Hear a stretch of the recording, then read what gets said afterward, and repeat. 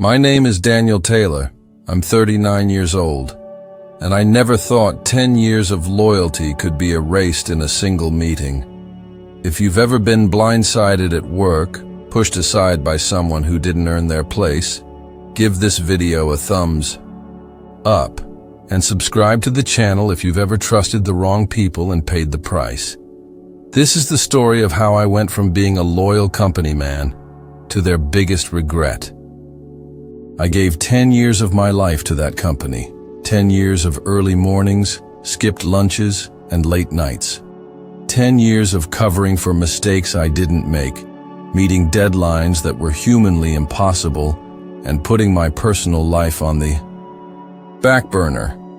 All because I believed in loyalty. And because I believed in my boss, Greg. Greg wasn't your typical corporate shark, at least not at first. He had a kind face, a calming presence. He remembered people's birthdays, bought coffee for the interns, and made it a point to know everyone's name. "We're a family here," he used to say in every staff meeting, like a broken record. And I was naive enough to believe him. I wasn't alone either. A lot of us believed him. That was his greatest skill, making people feel seen, like they mattered, until they didn't. I started as an entry-level analyst at Harlan & Finch Logistics. I was 25, fresh out of grad school, hungry, full of ideas. I didn't mind doing grunt work, running reports, formatting spreadsheets, building presentations I'd never get credit for. I saw it as paying my dues. Within 2 years, I was already running mid-tier projects. I stayed late to take client calls from different time zones, flew out to meet suppliers when no one else wanted to. I once pulled an all-nighter to fix a budgeting error that wasn't even mine, just so we wouldn't lose a high-profile client. No one asked me to do it, I just did. I believed that hard work spoke louder than words. I believed that someone would notice. By year 5, I was managing full client accounts, contracts worth millions. I handled logistics for Fortune 500 companies, smoothed over deals that were on the verge of collapse, trained junior staff, and acted like a department head even though my title never changed.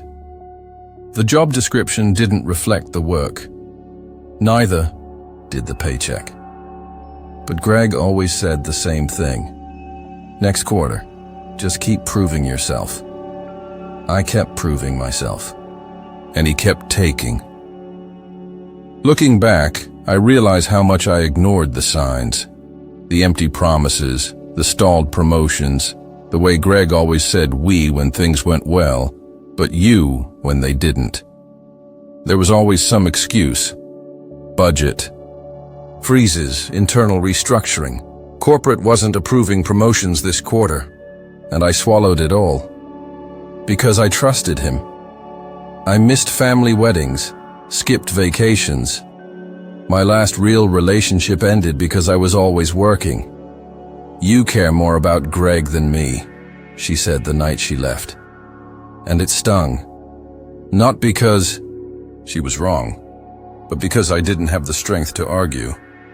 The turning point, though, wasn't a single moment. It was a slow realization. A buildup of small betrayals. Like when Greg took credit for a strategy I developed that saved the company over $200,000. Or when I trained a new hire who got promoted within 6 months because his dad played golf with one of the board members. Or when I covered for Greg during an audit.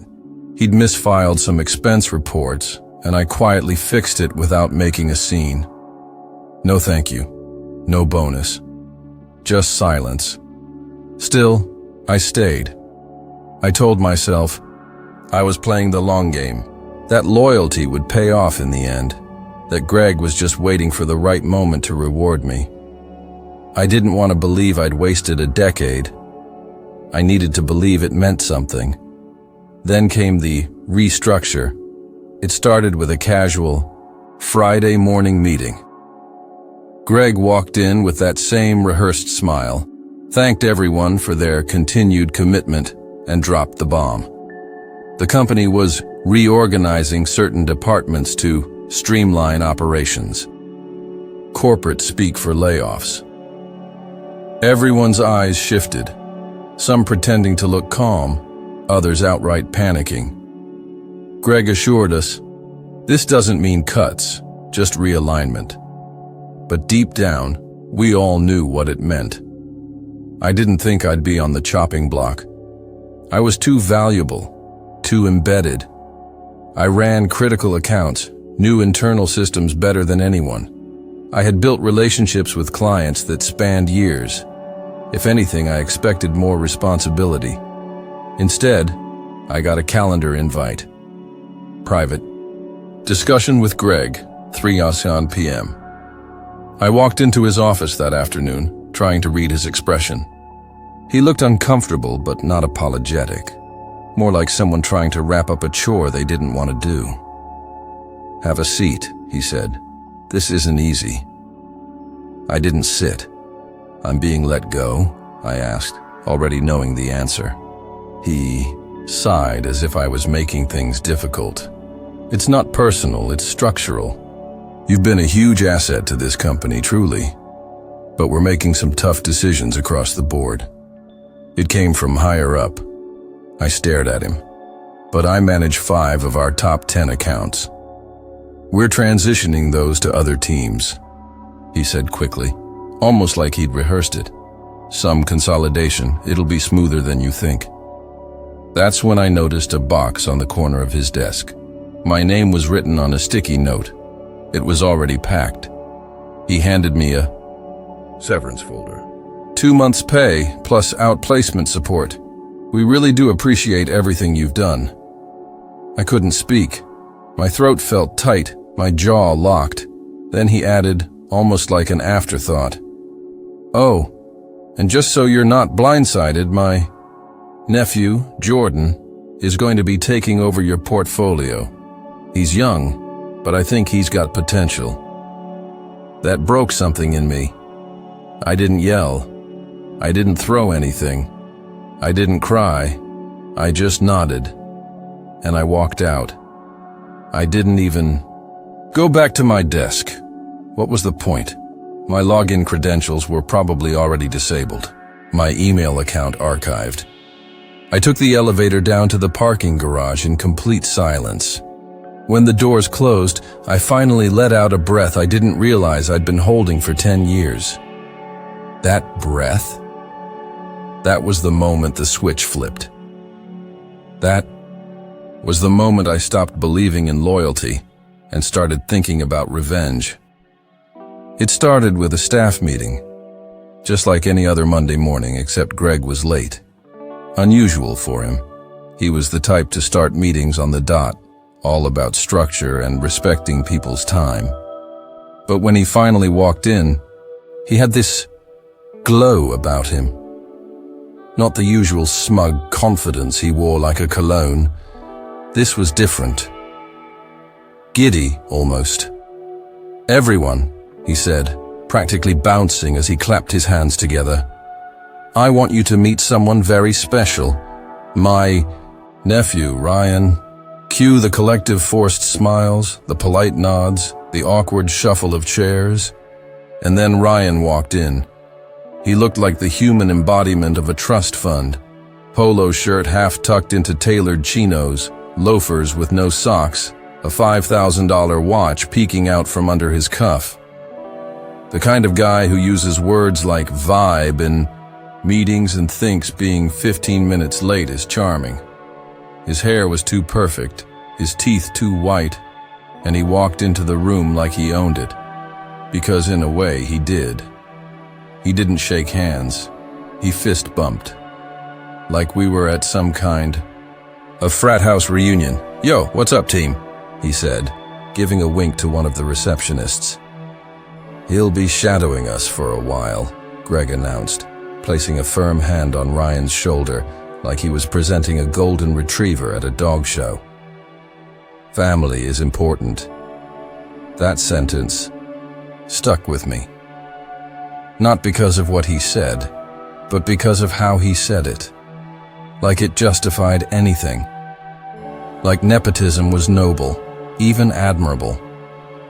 Like the rest of us, those who had clawed our way up rung by rung had missed some secret shortcut called last name. At first, Ryan just hovered. He loitered near my cubicle, popping in and out of conversations like a toddler in a grown-up room. He asked questions, surface-level ones he could have Googled, but phrased them like they were profound. So like, what even is logistics, like, in a deep way, you know? He'd sit in on my client calls, scribbling in a leather-bound notebook, like he was absorbing ancient wisdom. I caught him drawing a rocket ship once. A rocket ship. He laughed too loudly at Greg's jokes, repeated buzzwords he didn't understand, and kept referring to me as the guy who knows stuff. I should have seen it coming, but I didn't. One morning, I walked into the office with my usual coffee in hand, brain already spinning with a mental checklist of the day's priorities. But when I turned the corner into my workspace, I stopped cold. Ryan was sitting at my desk, feet up on the drawer, AirPods in, typing something on my keyboard like he owned the place. "Oh, hey, dude," he said, looking up like I was interrupting him. "Uncle Greg said I could use this until mine's ready. My desk, my space, my files, my carefully organized notes and tabs and reports. It wasn't just a physical spot. It was the last place in that building that felt like mine." I forced a tight smile. "Right, sure." He didn't move. Just grinned and went back to typing. That was the first crack. Over the next few weeks, the cracks widened. Ryan went from shadowing to slowly inserting himself into everything I touched. At first, it was CC me on that and just forward. It to me too, so I can learn. Then suddenly he had access to our internal project dashboards. Then he started speaking for me in meetings. "We're actually pivoting that timeline," he'd say casually, interrupting me mid-sentence. "Because I think the client's more aligned with a Q3 rollout," he thinks. Not we think, not based on data. Just he thinks, and everyone went along with it because Greg sat at the head of the table nodding, like some puppet master orchestrating a tragic play. I brought it up once, in private, just Greg and me. "I'm happy to train someone," I said, carefully. "But it's getting hard to manage client expectations when Ryan's—" Greg cut me off. "Don't be territorial," he said, voice calm but sharp. "This is a chance for you to demonstrate leadership, mentorship, show you can play ball with the next generation. Next generation. As if Ryan was the future of the company and I was already fading into the past. That's when I knew I was being replaced. Not officially, not on paper, but in every way that mattered. Slowly, quietly, strategically. It wasn't just my desk he took. It was my voice in meetings, my control over timelines, my rapport with clients. I noticed subtle changes. Emails that used to come to me now went to both of us, then just to him. Clients started calling less, messaging less. Some didn't even know I was still their point of contact. I stayed late one evening to review account metrics, trying to figure out what was going wrong, and found a draft email on the shared drive. A transition plan, with my name nowhere on it. It was dated 2 weeks prior. That night, I sat in the empty break room staring at my cold cup of coffee. The place was quiet, fluorescent lights buzzing faintly. I looked around at the walls I used to take pride in, the whiteboard filled with brainstorming notes, the employee of the month photos. I'd been up there once. It all felt foreign now, like I was a ghost, haunting a place that no longer remembered me. And through it all, Ryan kept smiling. He smiled as he butchered client relationships I'd spent years nurturing. He smiled as he parked in the reserved spot without asking. He smiled as he started referring to Greg as G. I overheard him once on a call with his girlfriend, or maybe it was his buddy, laughing. Dude, this place is a joke. I just have to hang around and pretend to care. G's already talking about VP title. Like, what even is supply chain? What even is supply chain? That's when it stopped being humiliating and started being dangerous. He wasn't just incompetent, he was reckless. And Greg was handing him everything. They weren't just erasing me, they were sabotaging everything I'd built. I should have seen it coming. All the signs were there, like warning lights blinking on a dashboard. But I ignored them, told myself I was just being paranoid. I wanted to believe I was imagining it, that after everything I'd poured into this job, Greg wouldn't turn on me like that. But denial is a comfortable liar. It started subtly. A late-night email from Greg asking for an update on a client project I had already submitted. I replied immediately, attaching the final report, even re-highlighting the section he was supposedly missing. His response? Nothing. Just silence. No acknowledgement. No thanks. Just a void that felt heavier than words. Then came the reports. Weekly performance reviews started showing up in my inbox. But these weren't the standard summaries I used to receive. They were detailed, clinical, and cold. Full of passive-aggressive language, observed delays, inconsistent file labeling, repeated oversights. Oversights? I read each line 3 times. Most of it was false. Some of it was twisted versions of reality. A few delays had been due to waiting on data from another team. Greg knew that. But suddenly the reports framed them as personal failings. I asked HR where the feedback originated. They said Greg had initiated the documentation process due to emerging performance concerns. Emerging concerns. Then there was Ryan. He started flagging errors in my reports, always with that same innocent tone. Hey, not trying to step on toes, but I think there's a discrepancy in tab C of the forecast sheet. There wasn't. I double-checked. But then I checked the version history of the shared document. Someone had edited it 2 hours before. The edit had changed 2 key cells, subtle, but enough to throw the numbers off. Guess who made the edit? The timestamp didn't lie. Ryan had manipulated the data, then called it an error, and Greg believed him. Or pretended to. The final straw came on a Wednesday afternoon, 3 weeks into this slow unraveling. My phone rang. It was Harold Simmons, one of our oldest and highest value clients. I'd worked with Harold for years. He trusted me. Hey, he said, voice gruff but concerned. Your new associate sent over the quarterly projection file, but it's all wrong. Half the numbers are missing. Is everything okay over there? My heart sank. I hadn't sent anything. I told him I'd call. Him back. Immediately opened the shared drive and checked the file activity. Ryan had accessed the folder at 7:42 a.m. and sent out the document at 7:47. He didn't even review it, just downloaded and fired it off. I pulled the email he'd sent. Sure enough, he'd used a draft version, not the final. Missing tabs, outdated figures, and no client-specific adjustments. I stormed to Greg's office. He was lounging in his leather chair, bathed in sunlight, looking like a villain from a legal drama. The office smelled like cigar smoke and ego. Got a minute? I asked, already fuming. He didn't look up. Make it quick. Harold Simmons just called.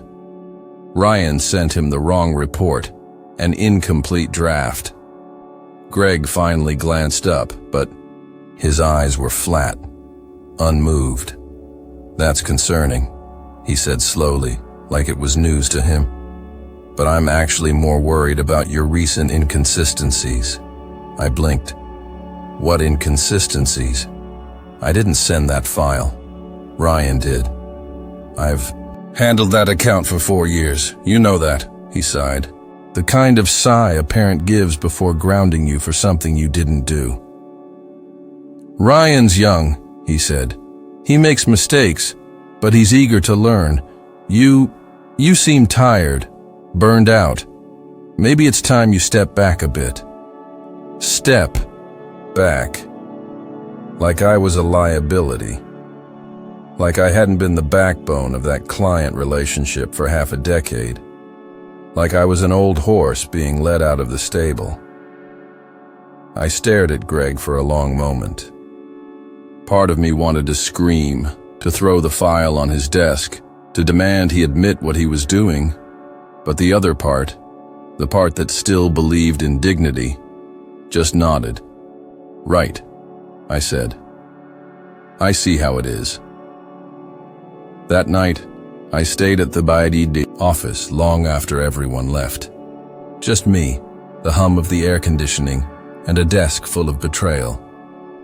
I pulled all my old project records, all the emails, all the client reports I'd built from scratch. I backed everything up. Every folder, every file, every note. Because I knew what was coming. I wasn't just being pushed aside. I was being set up. Systematically. Carefully. Ryan was the smiling knife, and Greg was the hand wielding it. They weren't waiting for me to quit. They were building a case to fire me.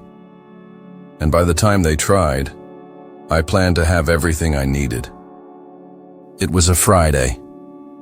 Fridays are supposed to be light, people winding down, looking forward to the weekend. But there was a strange stillness in the air that morning. My inbox was quieter than usual. A few coworkers who normally dropped by my desk with coffee or gossip didn't show. I should have felt it. The shift, the silence, the setup was complete. Around 11:30, Greg sent me a message on Slack. "Can you stop by my office real quick?" Real quick. That's how you end 10 years of loyalty. His tone was calm, almost rehearsed. I knocked on the door and walked in, and that's when I saw her, Meredith from HR, already sitting, already with a manila folder in front of her. I didn't even get a chance to sit down. Greg stood by the window, arms crossed like some wise executive contemplating serious decisions. He turned, gave me a tight-lipped smile, and gestured toward the chair across from Meredith. "Thanks for coming in," he said, like I'd been invited to a meeting. I sat down slowly. My stomach had already started tightening, but I held my face neutral. Meredith cleared her throat and opened the folder. "Daniel, we've been reviewing your recent performance metrics, and unfortunately, there are serious concerns that need to be addressed." Her voice was flat, professional, like she was reading out loud from a script she hadn't written and didn't believe. "There's been a pattern of negligence," she continued. "Missed deadlines and poor communication with clients. As per our internal guidelines, this creates grounds for termination, effective immediately." I let out a laugh, not a nervous one, a bitter, disbelieving one. I looked straight at Greg. "You're really doing this?" He didn't blink. "It's business, not personal. Not personal." I leaned forward. "You let your nephew sabotage my work. You questioned my integrity after a decade, and now you're pretending this is some impartial decision."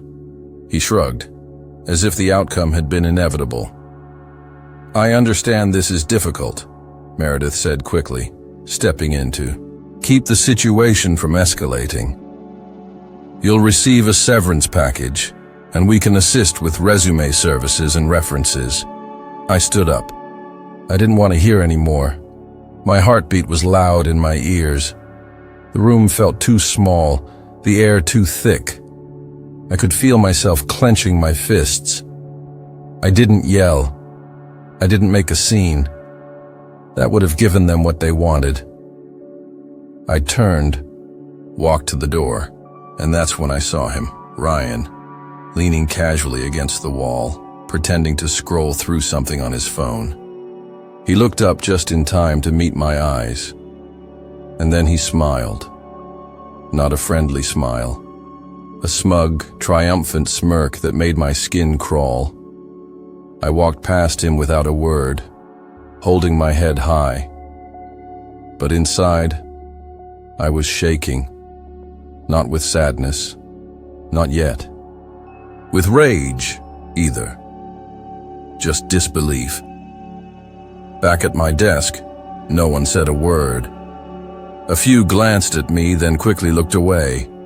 My desk phone had already been disconnected. My computer screen was locked. My keycard had been deactivated. I packed my things in a cardboard box, pictures of my family, a coffee mug my daughter gave me, a stack of old notebooks filled with strategies and goals from projects no one remembered I led. 10 years, reduced. To a box, I walked through that office like a ghost, invisible to people I'd worked beside for years. By the time I reached the elevator, I didn't even feel human anymore. When I stepped outside, the sunlight hit me hard. It felt like stepping into another world, a world where everything I'd built was gone. I sat in my car for almost an hour just staring at the building. And even then, I wasn't angry. Not yet. But that day, something changed. A seed was planted, not a plan, not revenge, just a quiet need to make it mean something. Because if I let this slide, if I moved on without a fight, then those 10 years really would have meant nothing. And I couldn't let that be true. Unemployed at 39. That phrase echoed in my head like a bad joke. I'd built a life on structure, routine, and the illusion of stability. Now, I was waking up at noon, eating cereal straight from the box, and avoiding phone calls like they were landmines. The first few weeks after the firing were a blur. I wasn't just jobless. I was gutted. I'd given everything to a company that tossed me like trash, and the betrayal had left a hollow ache that no amount of sleep or self-pity could fix. I tried to rally.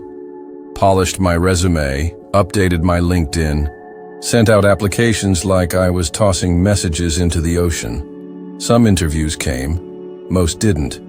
When they did, the pattern was always the same. You've got an impressive background, but we're looking for someone more junior. Or worse, you seem overqualified. Wouldn't you get bored in this role? No one wanted a 39-year-old man with a decade of experience and a chip on his shoulder. They wanted fresh graduates who didn't question things. I started lying about my title, watering down my responsibilities.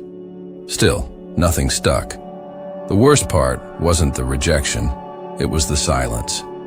The long, heavy hours in my apartment where the only sound was the refrigerator humming. I stopped shaving. I stopped answering texts. I stopped caring. I hit the bottom.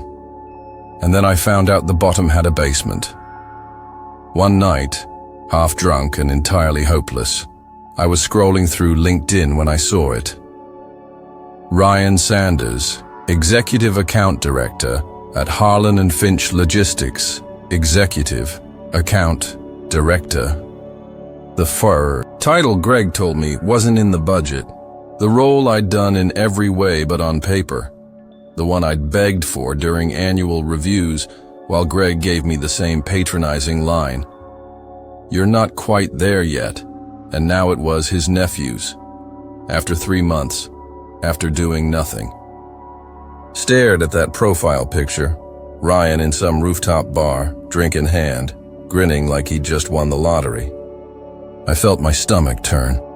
My hands shook with a rage I hadn't known I was capable of. That night I didn't sleep. I opened a blank document on my laptop and just started typing. Not a resume, not a cover letter, a record. I wrote down everything. I knew about Harlan and Finch, a decade of inside knowledge poured out like venom. Names, dates, projects. Internal disputes swept under the rug. Client contacts and how they'd been mishandled. Vendor deals that skirted ethical lines. And the tax tricks. Oh, the tax tricks. Greg had always played close to the edge. Creative. Deductions, shell companies, offshore payments. Nothing I could prove back then. But I'd seen enough to know where to look. I'd handled a lot of the reporting. If anyone could recreate the trail, it was me. There were NDAs signed and ignored. Confidentiality breaches swept under the carpet. I remembered one vendor deal in particular, a subcontractor in Malaysia that had gone sideways because Greg pushed for lower wages. The internal memo said one thing, but the bank transfers told another story. I still had copies of the drafts. Had email chains, Slack messages, meeting notes, deleted files I'd backed up out of habit. I'd always been thorough.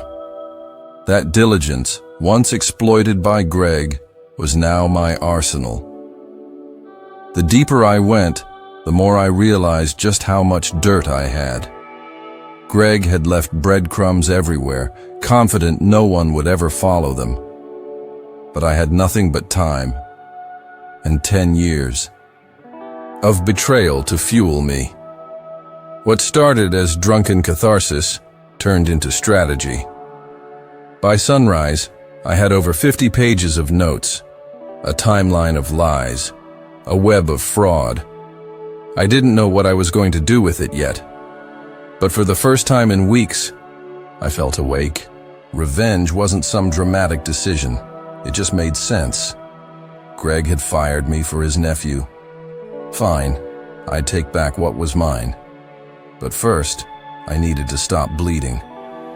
I needed a lifeline. Not out of desperation, out of clarity. I had spent 10 years building client relationships, real ones. Not the glossy corporate nonsense Ryan thought could be faked with a good pitch deck. So I started where I had the most leverage, trust. The first person I called was Sam Halpin, a VP at Titan Supply Chain. We'd weathered a nightmare inventory crisis together 2 years back. I had slept in the office for 3 nights straight to fix their reporting chain. Sam remembered. He picked up on the first ring. "Hey," I said. "You got a minute?" "Greg let you go," he said flatly. So the news had traveled. "Yeah," I replied. "And I'm not calling to complain. I just wanted to say, I know Ryan's been in touch. If you need help navigating the transition, I'm available. Pro bono. Just a couple hours." He didn't hesitate. "Can we Zoom tomorrow?" That call turned into 3 weeks of consulting. That consulting turned into a contract, a direct hire. He terminated Harlan and Finch's agreement the same day my NDA expired. That was one. Next was Adira Logistics, then Jasper Freight. Every call followed the same rhythm, me calmly laying out the facts, and them realizing how much they depended on my work without even knowing it. I didn't make promises. I offered clarity. I never said, "Come with me." I just showed them what they had now and what they'd lost. Meanwhile, something darker was brewing beneath the surface. Greg had always prided himself on being clever. But clever people often leave digital fingerprints, especially when they think no one's watching. I still had access to an old backup drive. A mirror image of my company laptop from 2 years ago. It wasn't the latest info, but it was enough to start a thread. Emails between Greg and the subcontractor handling freight audits in Nevada. Flagged for duplicate invoices. Internal expense. Reports where Ryan had billed first-class flights as training workshops. A series of compliance audit notes that had mysteriously disappeared from the shared folder, but not from the drive. The deeper I dug, the more I realized that I hadn't just been a cog in their machine. I had been the adult in the room keeping the house of cards from collapsing. Once I had a clear paper trail, I started building the story. Not just a folder of evidence, but a timeline, a narrative. One that made sense even to someone outside the industry. I color-coded events, highlighted where Greg's approvals overlapped with violations, and marked which clients had unknowingly participated in non-compliant workflows. Then I added one final piece, an annotated transcript of an old Slack thread where Greg had joked about massaging numbers before quarterly reports. It wasn't just unethical, it was damning. Now I needed amplification. I remembered a girl I'd known in college, Jessica Kaplan. She had been on the school paper back then, always chasing the big stories no one else wanted. She was now a business journalist, writing exposés for an online outlet that had taken down 2 hedge funds in the last year. I emailed her with the subject line, "Story, internal fraud, retaliation firing, Fortune 500 clients." She replied 20 minutes later, "Let's talk." The article dropped on a Monday morning. Inside the collapse of a corporate family, fraud, nepotism, and whistleblowers, it hit like a missile. Front page of the business section, syndicated across every major news outlet by noon. The journalist I had tipped off, Maya Brooks, didn't hold back. She'd taken the documentation I gave her and dug deeper. Much deeper.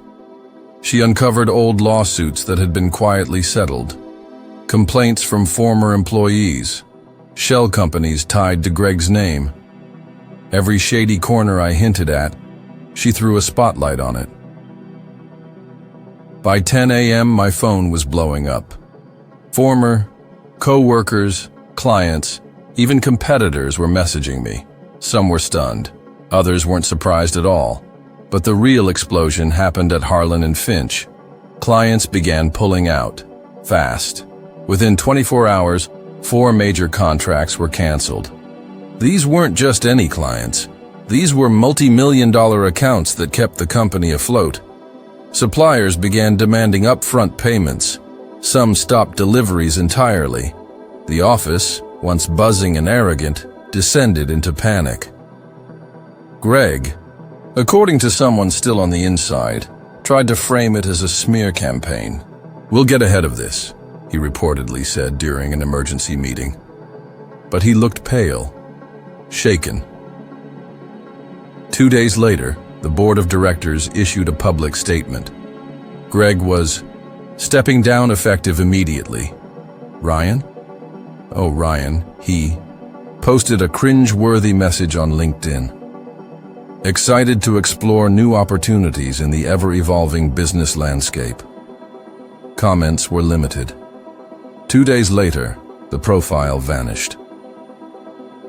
Within the week, Harlan & Finch filed for Chapter 11 bankruptcy. It wasn't just a scandal, it was a collapse. Their former employees scrambled. Some called me for advice. A few even apologized. And me? I wasn't sitting idle. I'd spent the past month setting up something new, something better. A boutique, logistics consulting firm, smaller, leaner, no politics, no nepotism, just good work and honest people.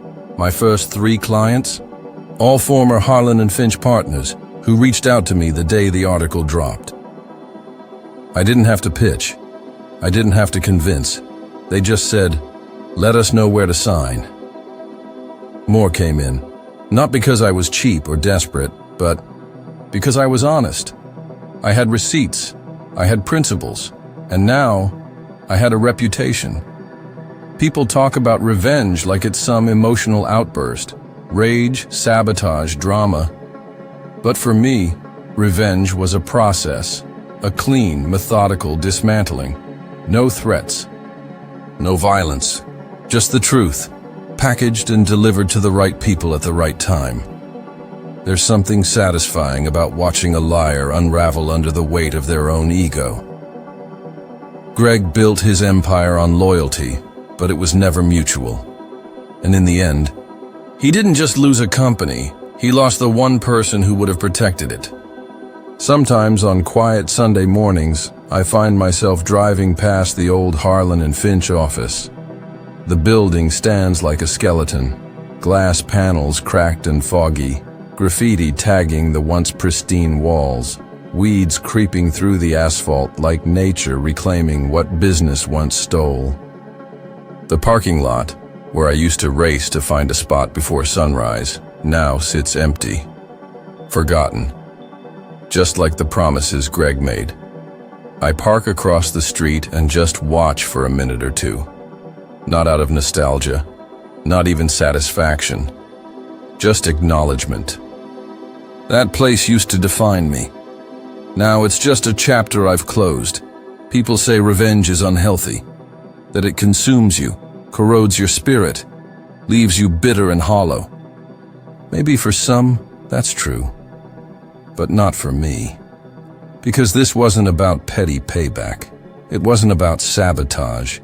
It was about truth, about being seen after years of invisibility. Greg's downfall wasn't my doing. Not really. He sowed every seed himself. The lies, the greed, the nepotism, the exploitation. It all led exactly where it was always going to go. I just turned on the lights so everyone else could see the rot. And if that makes me the villain in his story, so be it. We all play different roles in different narratives. In mine, I'm not the villain. I'm not even the hero. I'm just someone who finally chose himself. There's a kind of peace in that, the kind that lets you sleep deeply at night, knowing you stood up for yourself when no one else would. The kind that makes coffee taste better, walks feel lighter, mornings less anxious. Now, I run a business built on honesty. I work fewer hours, but they matter more. My team respects me, not because I demand it, but because I've earned it. I don't need to check my rearview mirror anymore. I'm not running from anything. Every once in a while, I'll get a message on LinkedIn, someone from the old team, a quiet thank you, a shared memory, sometimes even a job inquiry. They're all trying to start over too. Greg? Last I heard, he was trying to launch a consulting firm, but the industry remembers.